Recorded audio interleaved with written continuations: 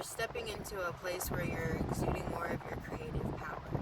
And part of that is you're going to be aware more, so you're going to be able to see more. And by seeing more, that also means within yourself, first and foremost. You're going to be able to see even deeper, right? The micro habits, the micro reactions, right? You go deeper, you slow down even more so that you can see even more clearer. And that also will go for people around you as well. But I will say, while you experience this transformation, allow yourself to be vulnerable, and as long as you're respectful and don't let yourself get defensive so that you become disrespectful, but allow yourself to be vulnerable. What do you got to lose? You're tough enough, you feel me? Even if you don't get the reaction you were hoping for, you're tough enough to be fucking truthful. You're tough enough to be honest. You're tough enough to be vulnerable. You ain't got nothing to be worried about, you feel me? You gotta focus on what you're doing correct right now. Never mind the way people respond or what they're doing, but right now it's time for you to do what you know you're supposed to be doing. And when these phases happen, sometimes it's like people around you will purposefully, not intentionally, but cosmically, they'll be testing you.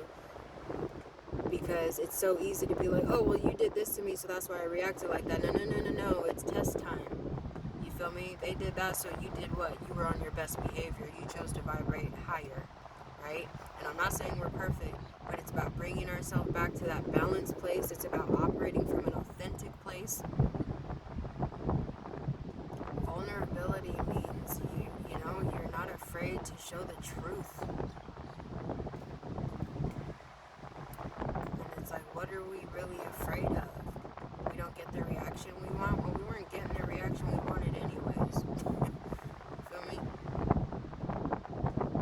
Operate from your truth point. Operate from your love light. Sometimes I think, I don't know what makes us madder, the fact that people do things wrong to us, or the fact that we really are so quick to want to forgive and, move along, give another chance, understand. And sometimes maybe we're all going against the grain of unconditional love, right? We're trained to believe that love has to be super conditional. But I think everyone just wants unconditional love. It's just about finding the right conditions for that unconditional love. And for everyone, it's going to be different. Because even with unconditional love, there are still boundaries we operate within, right? Like, I want to love you beyond everything, but one thing I personally don't want to deal with is a sex addiction or something, you know what I mean? Like, and everyone can have their no's and their go's, but you gotta communicate those things. Communication is everything.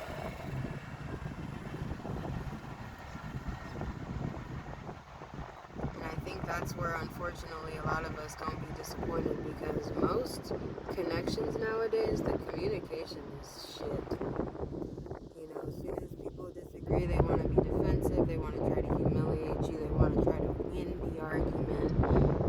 Very rare are the people that go into a disagreement wanting to lead with love, remembering that the overall goal is to come together again and have understanding for each other, knowing that even if your opinion is different than mine, I still seek to validate you and want to find a way where both of us can be happy and have our needs met.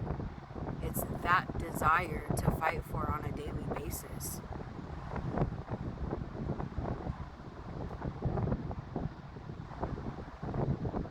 Standards are getting pretty low nowadays.